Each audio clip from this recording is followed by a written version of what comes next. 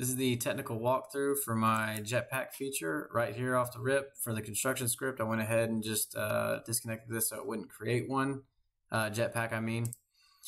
Let's go to event graph. On event graph play, we are getting our spawn location for the Jetpack, and the reason for that is for when a new player or a player dies or possesses a new bot, we go ahead and fire our custom event for spawning.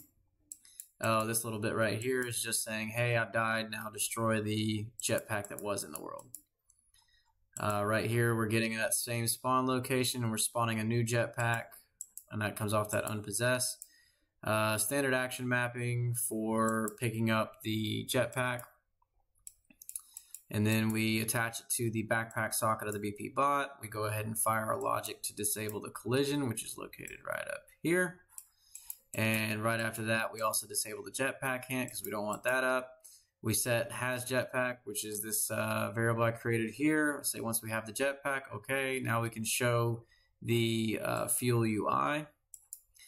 And once we go to update Jetpack here, we're going to go ahead and check and see if we have the Jetpack. If we don't, then none of this is going to happen. Once we launch the character in the air, that's when we want to use fuel. So we go ahead and get that here from the fuel. We say fuel used, and let's see. Let's go ahead and pop over there. It'll take us to the fuel UI. So this is a repeating event. It's just going to continue to fire if the space bar is down and the player character is falling. Let's see, gaining fuel.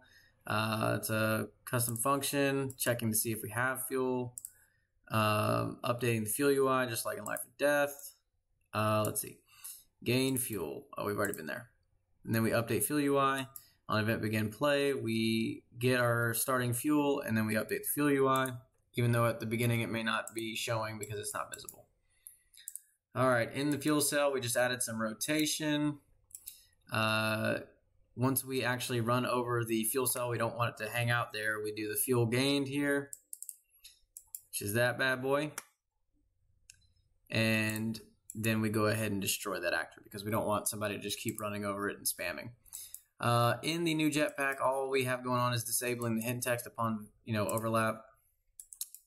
Let's see, this is a custom a macro I made just to check if we have fuel. Let's see, where do we bring that in? Right here. So in the toggle jetpack logic, we want to make sure that we have the jetpack, and two, that we actually have fuel. If we do have fuel, great, we'll actually use the jetpack the way we're supposed to. If not, we'll go this route. And we have it here checking again. This may be redundant, but I wanted to go ahead and throw it in here just in case. And if it is true, then we're going to go ahead and fly. And if it's not, then we're going to set our total 1 and go from there. And I believe... Oh, and in the widget blueprint for fuel, all we're doing is basically setting the percent for the fuel amount. I believe that's it.